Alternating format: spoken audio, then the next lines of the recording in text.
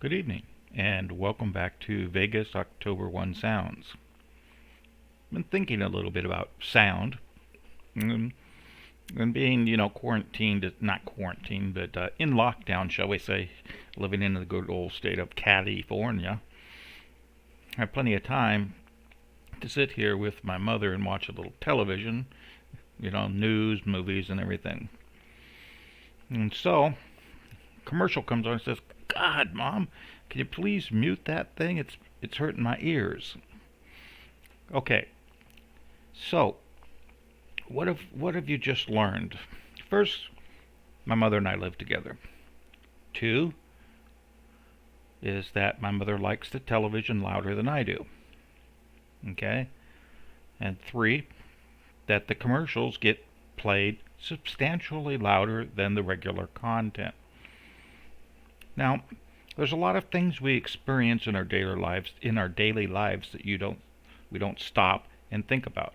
But what I'm going to ask you to do tonight is to stop and think about them. And we're going to think about them in terms of sound and its relationship to what I've been telling you to the Vegas shooting. First thing we learned is that not everybody has the same hearing capacity. My dad was a heavy duty equipment mechanic, and he lost most of his high frequency hearing because he was around these massive machines all day long, and it just destroyed part of his hearing. And he started doing that when he was in World War II in the Pacific on a destroyer as the chief of the engine. So, not everybody hears the sound the same way. Two is that the content from medium, particularly digital medium these days, but it's always been this way if you think back to the black and white televisions, is that the television really controls the volume of its content, not you. You get to set the approximate amplification of the signal coming across, but whether or not it's a itty bitty little soft sound or whether it's blazing in your voice is governed by the content. So, when you're listening to the recordings from Vegas, keep that in mind. You aren't controlling the volume, the media is controlling the volume. So, alright, here we are. We're sitting in front of our television, going along, and I've asked Mom to mute the sound. Okay. Gee, all of a sudden I can now hear things in the background that I couldn't hear before. In fact, and you might say, well, before what? Well, before the television was muted, that's for sure. But being in California, there's far less traffic. There's about 20% of the ambulance and first responder noise that I'm used to. It used to be I'd get 5, 6, 7, 8, 10 ambulances or first responders a day going by. Now I'm only getting maybe one. Less noise outside. There's fewer trains. There's fewer people out on the streets. Fewer cars driving by. So everything's a lot quieter. And even my mom, who is partially hard of hearing, notices it. And we sit here, and when we're playing games and we're not listening to music or television, she comments, "Man, it's quiet." And all of a sudden she starts hearing things she's never heard before. She hears her oxygen concentrator pumping. She hears the refrigerator rumble when it turns on and turns off. All these things. So what have we heard here? Or what have we learned? That sounds can mask one another. That's an important concept in Vegas. And louder sounds can mask softer sounds, and some frequencies, like low frequencies, can mask others. We haven't learned that here, but we will. Alright, so the program comes back on, and I decide I need a cup of tea. So Mom turns the program back on, and we both can hear it. In fact, a lot of times I have to put on my earmuffs so that I can have a decent experience, just loud enough for Mom to hear. Alright, so I get up, I decide to go have a cup of tea. I walk 20 feet. Now clearly I can still hear the television, it's pretty loud. I walk 20 feet to my kitchen, I can see the television all the time. But yet when I get into the kitchen, I can't quite understand some of the conversation on the television. And I'm only 20 feet away. What's happened? I have line of sight,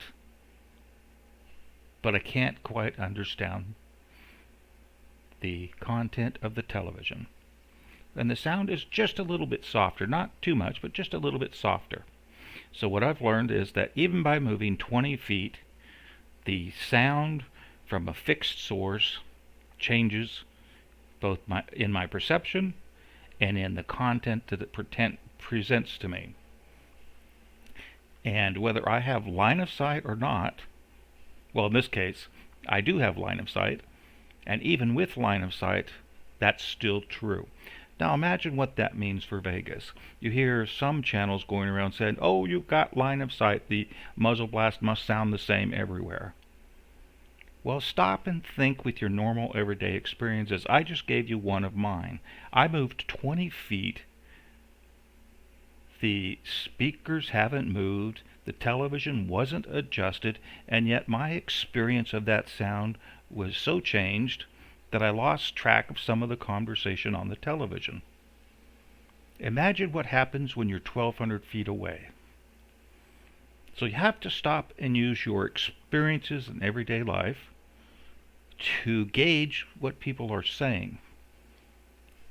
And I'm going to continue on this evening giving you these examples after examples after examples of your everyday experiences where you can apply them to Vegas and immediately recognize that some statements are just so radically wild as to be beyond belief and that they defy the laws of physics.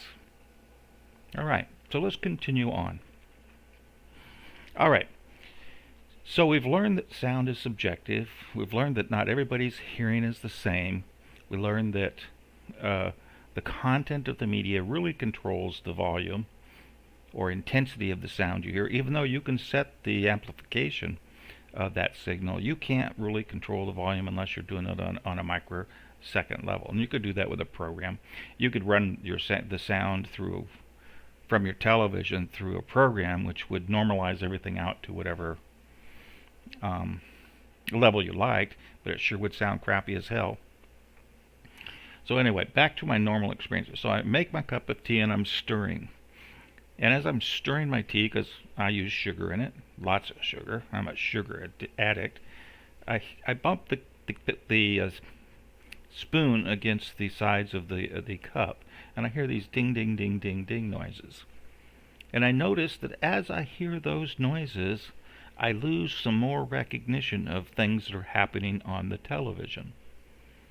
Okay, now, for me, and then I drop the spoon on the plate, and I go over to the sink and I shuffle around at the dishes because I was looking for something, and I notice that those sounds which are close to me are much more present, and they tend to dominate what's happening from what's the background.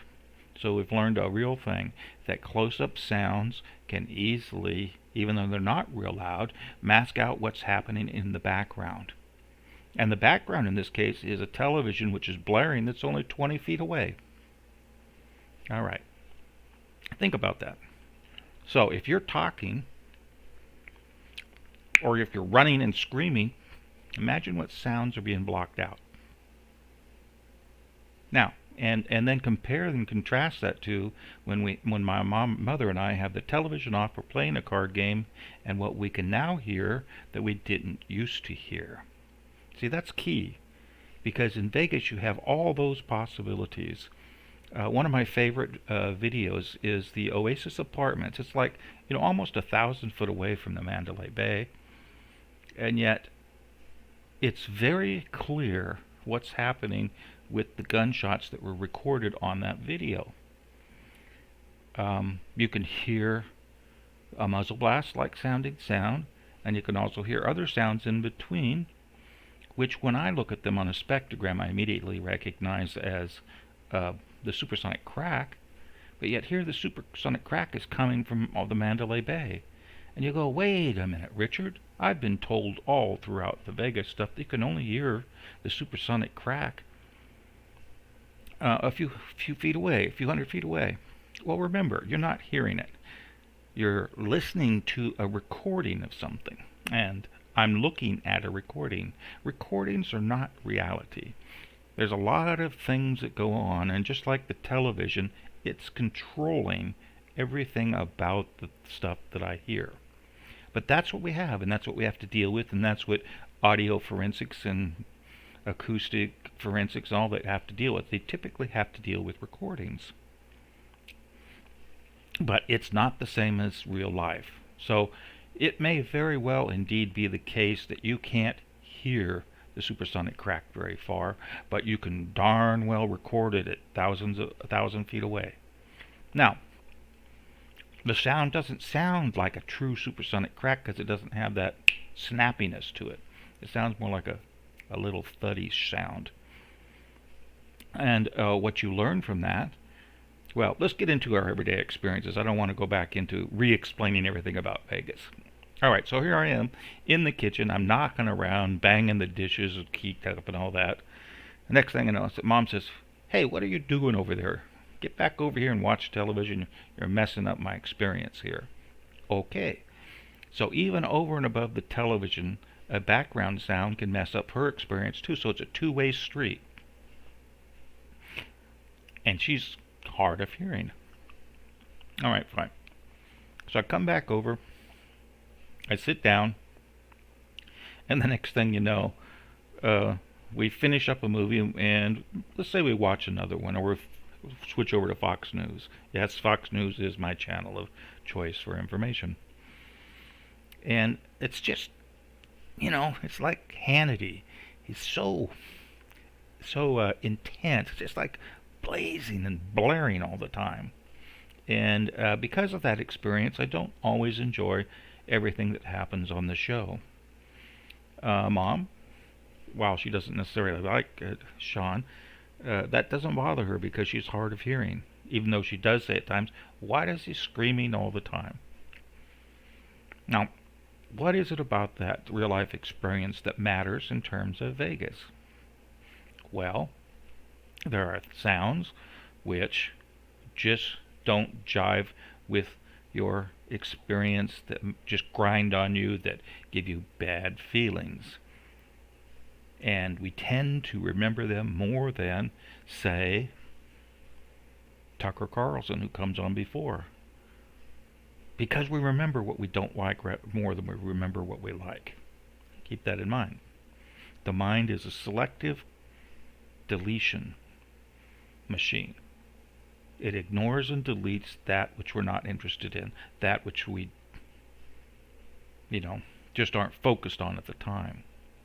And in reverse, it also enhances that which we're focusing on. I mean, sometimes when Sean gets to screaming, it's so grating, and you're so focused on it at the time, and it's so bothering you, that's all you can think about.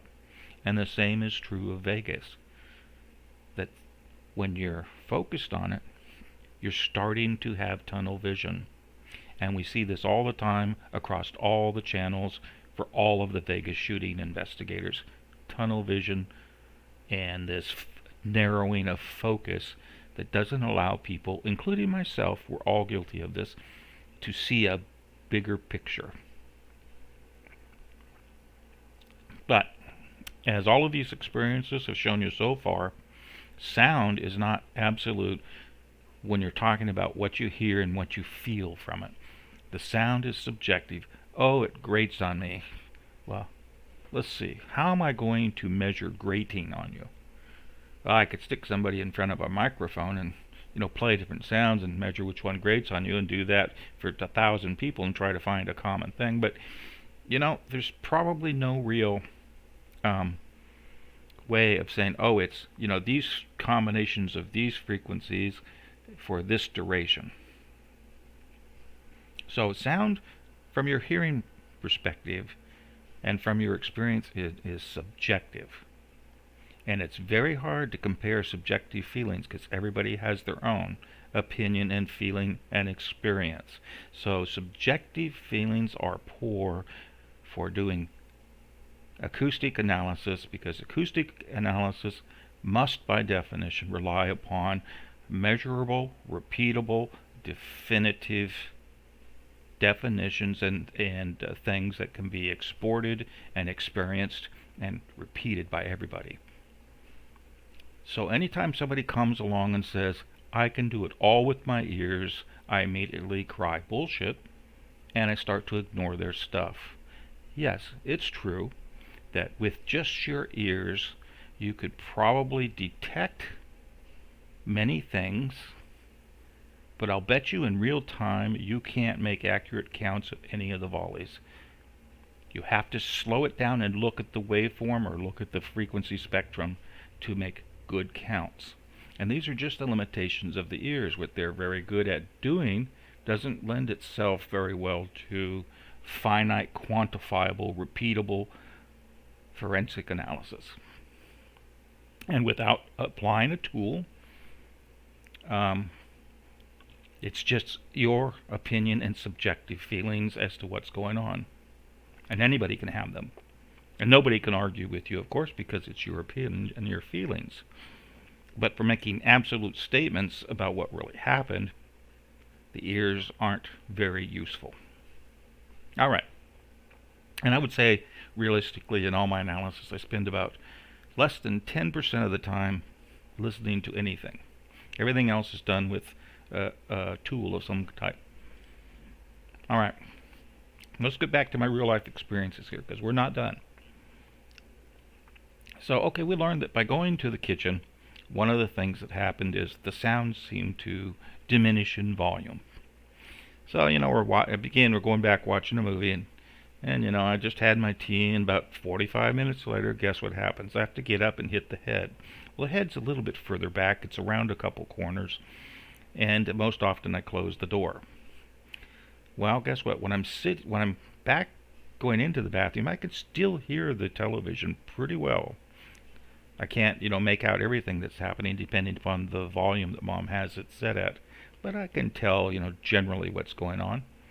And then I close the bathroom door, and all of a sudden I can't make out hardly anything. It all just sounds like these muffled rumbles. What did I learn? Well, I learned that as I go further and further away from the television, sound continues to get smaller, softer. I also learned that when I put a barrier in the way of the sound, that I can still hear things, but I can't get much definition on the high end of the frequency scale.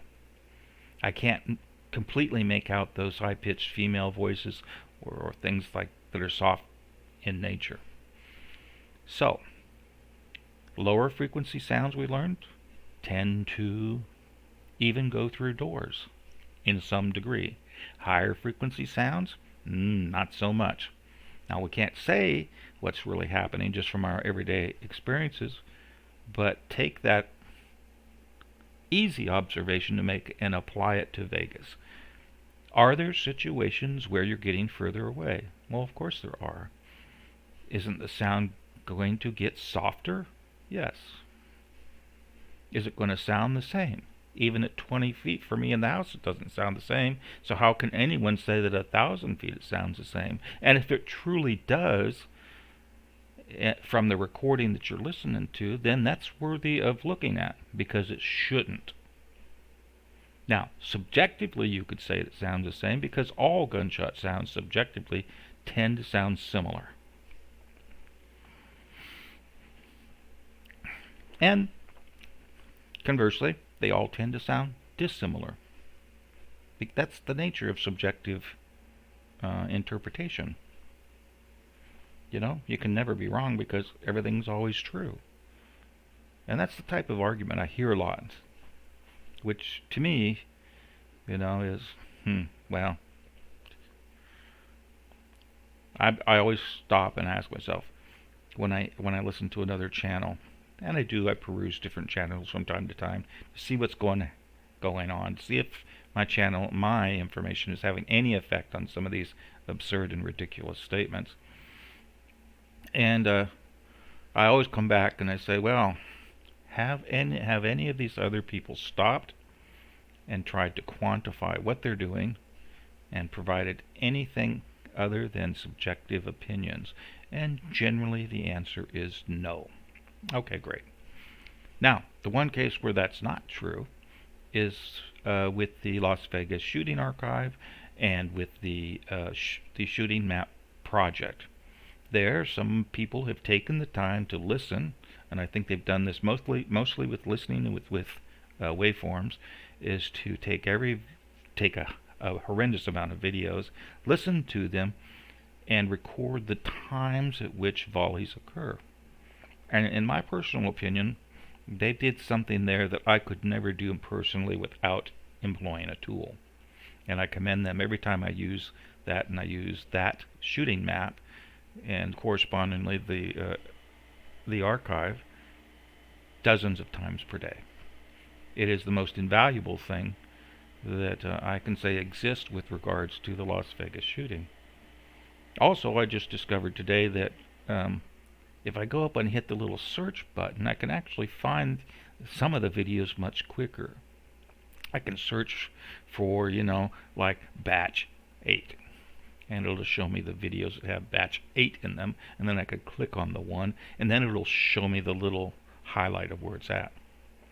And I wish that somebody would come along and augment the tags in that map with the names of the officers' camera that was being recorded and a few other things, because then I could search for officer name and make it a lot easier, or everybody could. But anyway, back to our experiences. All right. Something I didn't measure. We'll rewind this. I'm in the bathroom right now, and we've talked about barriers having an effect on both the frequency and the loudness. And then I said, imagine what's happening in Vegas, and of course distance too, with all the barriers that are going on. Some barriers are, you're in the shadow of a building, you're not going to hear the same thing as being out of the shadow of a building auditorially. And if you're laying on the ground, different experience. And let's talk about that. Okay, so I'm coming back from the bathroom, and I stop and I think I had something to do in my bedroom, which is back near the bathroom. So I turn around. At that point in time, I realized that the television isn't as loud for me. It sounds different. It's a little bit softer, and things don't quite sound the same. So just by the simple act of turning, I've altered my experience with respect to the sound that's coming from the television, which hasn't moved, and the volume, while it's going up and down with each speaker or content, Mom hasn't really typically adjusted the overall amplification of the sound. All right. So I come back and I sit down, and the phone rings. And of course I've got it set on the loudest so that Mom can hear it. And Mom and I look at each other. We let it ring again so we get the number. And we're debating who's going to answer it. And so she mutes the thing, and then we answer it. Okay, what did I learn from that? Well, there are some types of sounds, and I forgot to tell you what the experience was. The minute the phone rang, the program was completely interrupted. And our attention turned to that. And while the movie continued to go on before Mom muted it, there's no remember or recollection of what was going on. What happened? Well, there's just certain events that pull our attention away from whatever was happening prior. And the events in this case was something that was very loud, very close to our ears. And because of that, we lost recollection and perception of what was going on around us on the television. Corresponding things happen in Vegas. When somebody screams in your ear, that bullet goes whizzing by, I'm going to guarantee you that you don't remember what you were stepping on at the time unless it was something that caused you great pain. So, people's recollections of what's happening auditorily are, again, an experience in real life that one doesn't come across in the recording, but two, there's a lot of things going on. And Whether or not you experience something as a firecracker or electrical things on the stage or a real gunfire is all you know part of your experience and still very, very, very, very subjective. And while it's great for entertainment and perhaps even good for some people's interpretation of what's going on, it's useless, completely useless for forensic analysis. What you need is the recording, because that's what you have. You take it, you tear it apart in terms of frequency and amplitude at all the times that are involved. And then there's no debating about what's there, really, in terms of frequency and amplitude and timing. Everybody has the same tape and it's the same. Oh, sure, you can on your tool adjust things a little bit so it looks kind of different, but there's no real arguments. Whereas you take the witness statements and you'll get 15 arguments with 3 witnesses as to what really occurred. That's the value of doing quantifiable objective measurements versus dealing with subjective interpretation. Alright, so back to my experience here in front of the television. And I'm going to rewind this and I'm going to go all the way back to when I went to the kitchen and got the cup of tea. We forgot to answer one question. Does the angle at which I'm positioned relative to the television and the sound coming out of the television make a difference? What's the phenomena there? Is it true that the speakers can be heard equally as well in the kitchen as they can standing in front of them? And the answer is clearly no, because everybody knows that when you duck or when you turn your body or when you go around a corner or you're not straight on, that the speakers from the television sound different.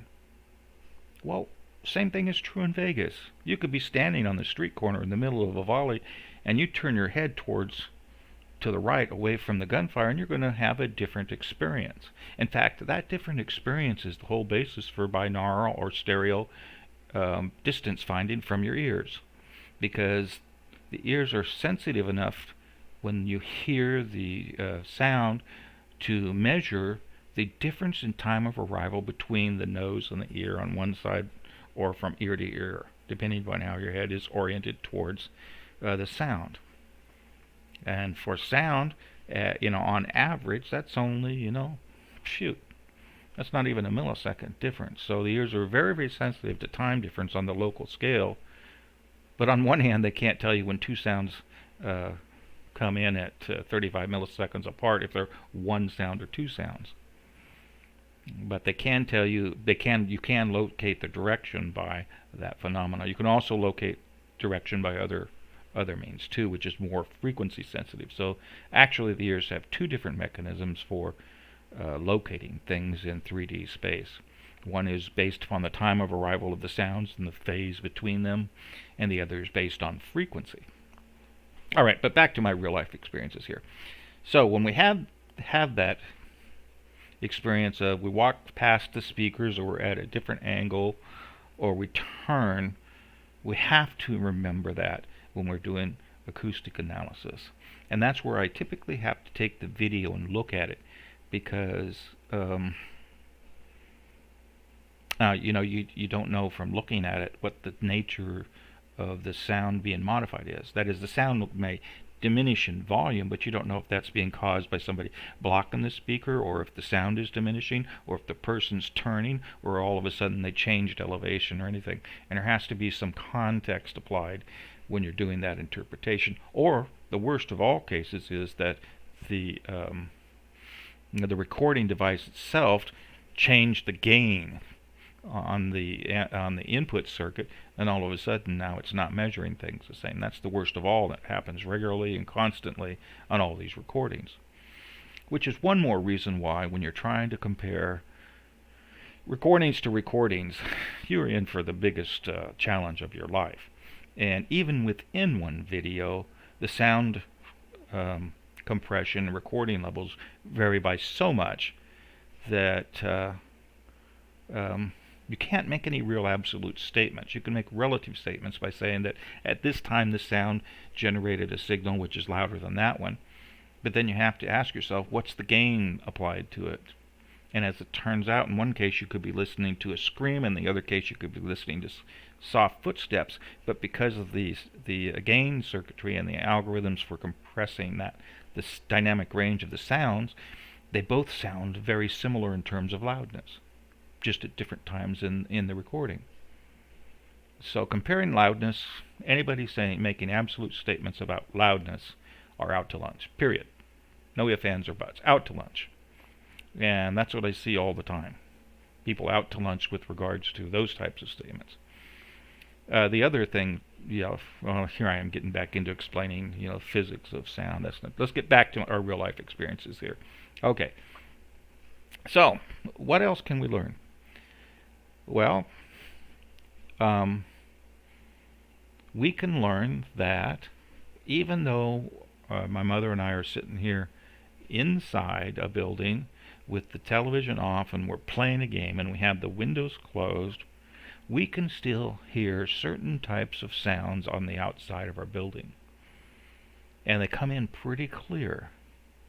One of them is the rooster crowing in the field next door. So why can we hear the rooster crowing, but we can't hear clearly people talking? Or we can't hear clearly the cars going by, they sound muffled. So there are certain types of sounds which happen to penetrate our interior barriers. And the same is true in Vegas. There are certain types of sounds, particularly when it comes to gunshots, that just penetrate, and others don't. And I don't care where I'm at in this house, when that rooster crows, I can not only hear it, but I can identify it instantly as to what it is. It's a very unique sound. Same is true in Vegas. Some gunshots are so unique that you can identify them regardless of where you're at. And the others, are kind of muffled. And let's get back to the muffled. So anyway, I'm sitting here. I think I was sitting here, wasn't I? Anyway, I came back to my chair and I'm sitting here. And, we finished up one movie, watched a little news, and it's getting late, and we decide to go to a different movie. So I look around, I stream all of our content, essentially, and find a movie, start play. We think it's going to be interesting, which is a tough job because Mom and I have kind of different tastes. I like sci-fi and vampires. She likes comedy and romance and other things. So we have to alternate back and forth. A lot of times I'll fall asleep when she plays her movies or work on my computer. And, sometimes you'll say, "Oh, Richard, turn this crap off. It's too bloody and gory for me." But anyway, we pick a new movie. And we turn it on. And, we go along.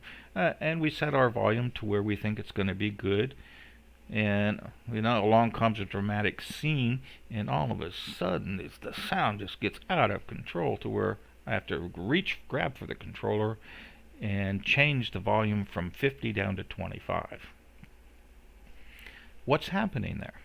Well, the content, namely the movie that we're watching, was pre-recorded, and somebody who made the movie set all the intensities of the sound you hear when they produced the movie. And in this case, they wanted the dramatic sound to dominate. And so they upped the intensity of that experience. So this goes back to who's in control of the sound. Not you. The recording is. You can control the overall gain. Maybe you can apply a frequency, equalizer and all that. But essentially, the recording is in control of what you're hearing, not you. And this is a really, really important concept.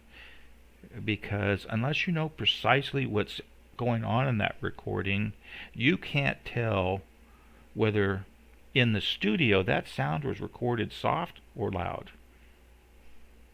You can't tell what was happening in the studio because it's mixed afterwards, and the person doing the mixing controls the ultimate ratio of volume. And inside each cell phone there is a little circuitry that does that. And it chooses what it wants to mix. It chooses the frequency range it wants to mix. And it chooses a whole bunch of other things based upon very complex algorithms. And it's in control of the recording and what the sound levels are, not you. And it bears no resemblance to reality of what was actually happened that evening. And if you think it does, then you need to stop and question what you're really doing by listening to these tapes, because it does not. Oh, it can sort of give us, a rough idea what's going on, but in reality, these phones tend to favor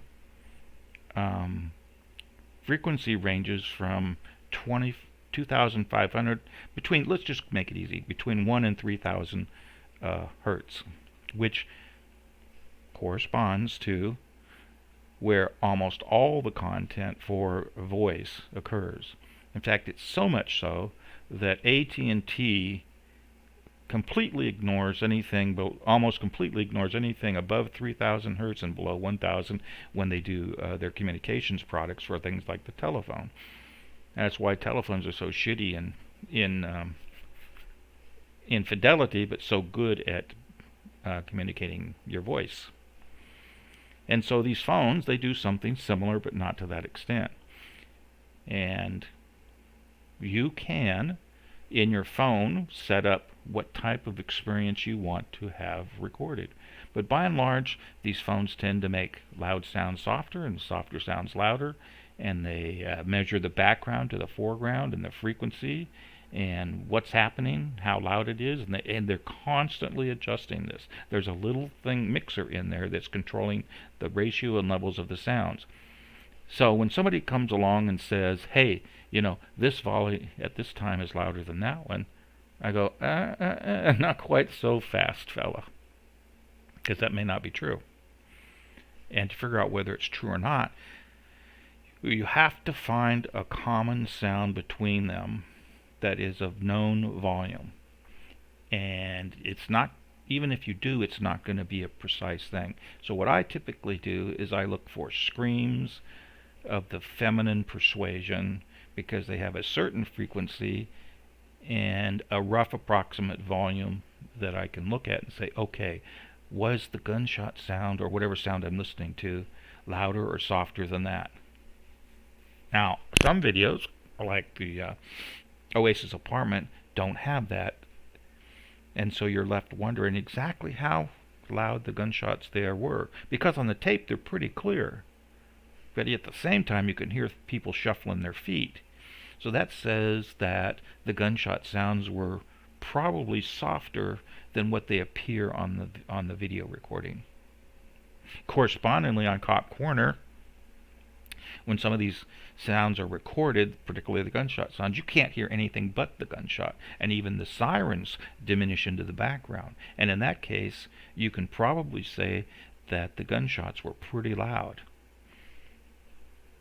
But you see, you have to have a common thing. Now, in the case of Cop Corner, the intersection of Mandalay Boulevard and the Vegas Boulevard and Mandalay Bay Road, some of those sirens there last quite a while, and you can use those as a reference point. But you have to be careful, because they suffer from, the same phenomena as everything.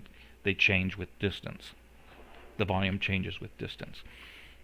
And that's something that's so fundamental to sound that I can't even begin to imagine why somebody would say that at 1,000 feet your muzzle blast should sound the same as at 1,500 feet or 200 feet or 300 feet.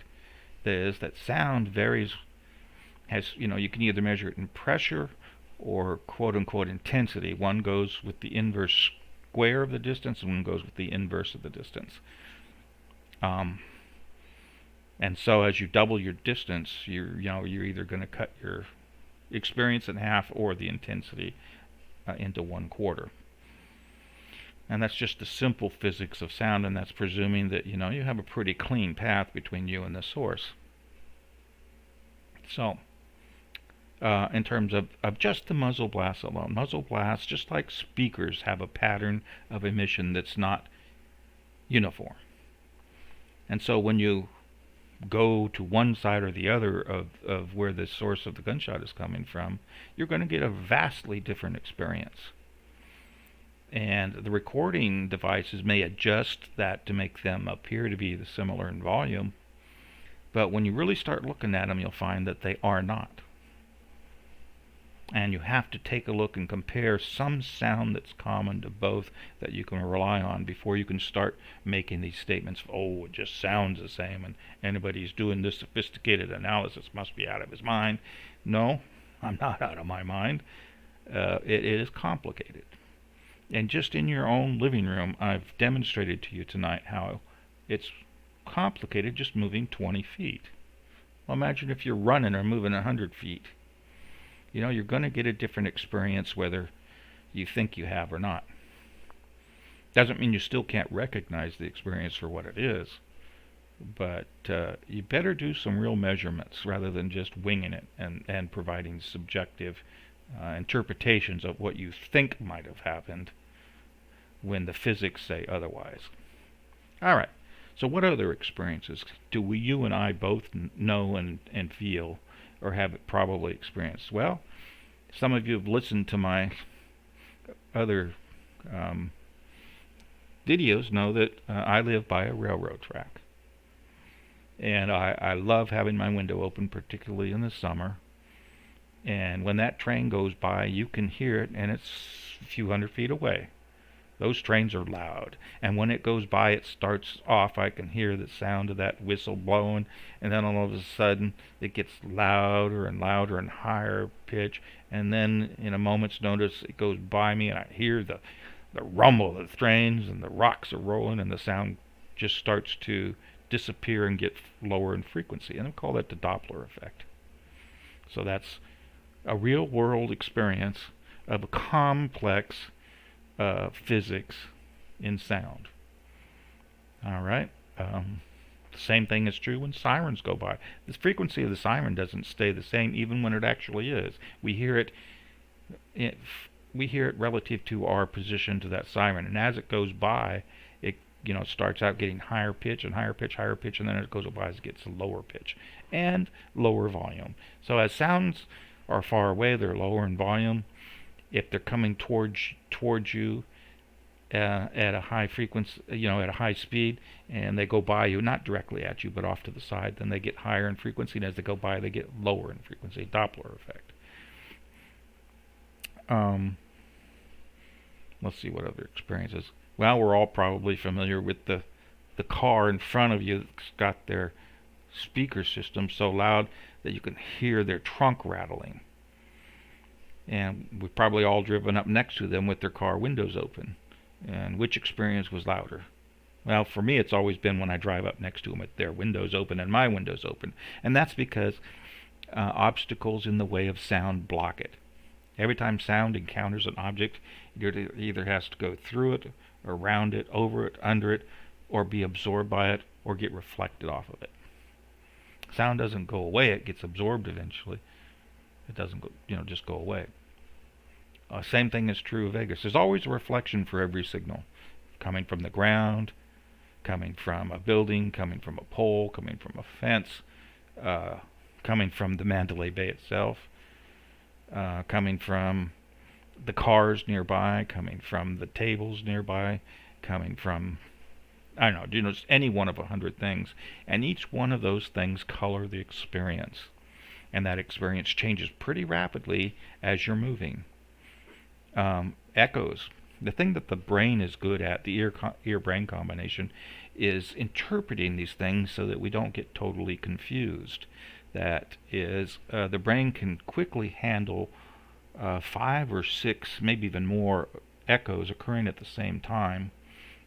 Or not at the same time. Echoes occurring at multiple different times in the same short burst of sound. I mean, for example, when I'm sitting here with the television on, and the television in this case has the speakers mounted in the back, and to get to me, they kind of have to reflect around the room a bit to get to me. And there's at least, let's see, I've counted 1, 2, 3, 4, 5, 6, 7, 8, probably 9 bounces to get, 9 different reflective paths to get to me, and yet I can easily interpret what's going on with the television.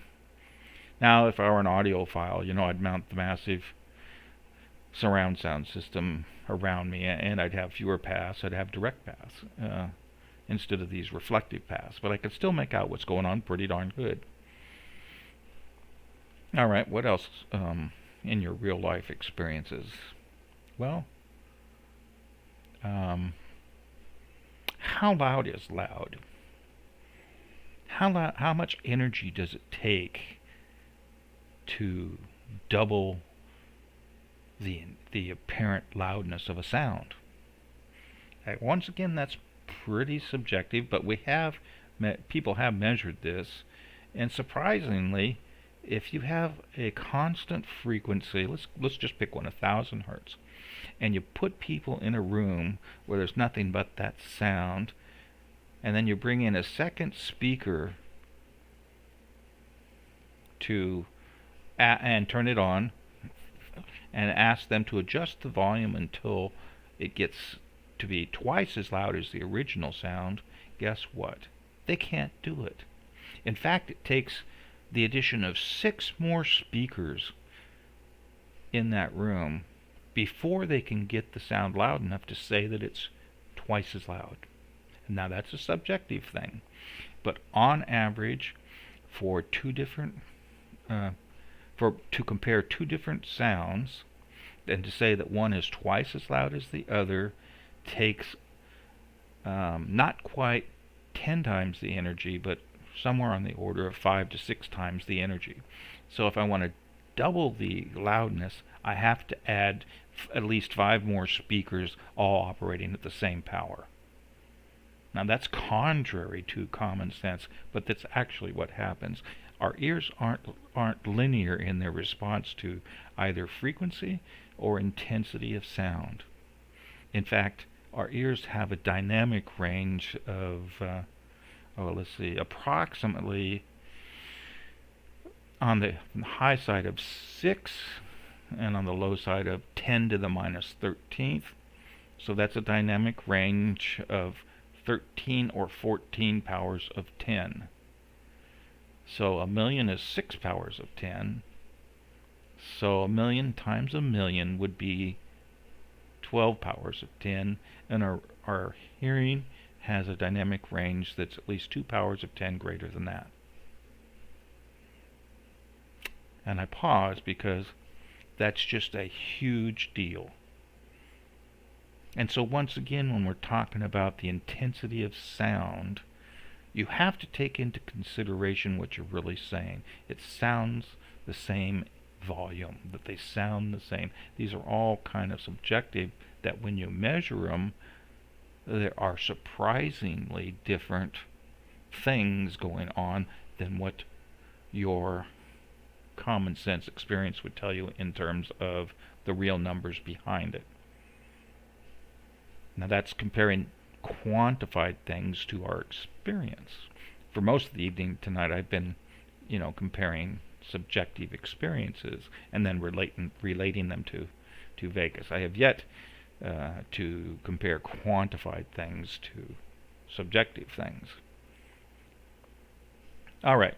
Well, this little chat's been dragging on, but I hope I've driven the point home.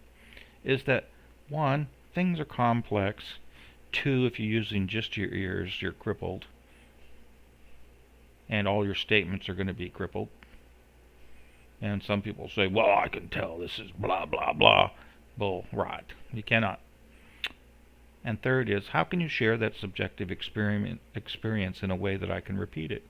How can you say that, oh, that sounded loud to me, when you got your little fingers on the volume knob and you've adjusted it to where it's comfortable, and what's comfortable for you is not comfortable for me, so I've adjusted mine down or up accordingly. How can I say that that's loud compared to you? You can't. That's why subjective experiences are so poor when performing audio analysis. You have to make them quantifiable and as objective as you can, and of course we all recognize that no observer is going to be completely unbiased. But, oh sure, I go over to my kitchen cabinets, grab a bottle of wine, pop the cork, and talk to my son. He says, well, what's it taste like? And I start using subjective experiences. We do communicate in subjective experiences. But for him to have the same exact experience would not be possible from my words. It's just not. You have to have something. that you can measure. So for us to talk about the wine realistically in a quantifiable way, we'd have to both have the same wine, open it up and expose it to air for the same amount of time, pour it into something, and then start measuring the acidity, and all the other parameters associated with the wine. And then we could look at them and start to compare them. It's a bit like cutting yourself and tasting the blood and saying, "Oh, that's salty." Yeah, that's great, but it doesn't tell you much about the sodium content in your blood, does it? About what level it is. All right. Well, I'm kind of, getting into the weeds here, but I just wanted to say that your common experiences in everyday life are a good guide towards what is possible, but they're still subjective, and they're not very good when you want to start talking and measuring and comparing things, simply because they're subjective and inaccurate. All right. Well, that's it for this little rant this evening. I hope you enjoy, and we'll grab you in the next one.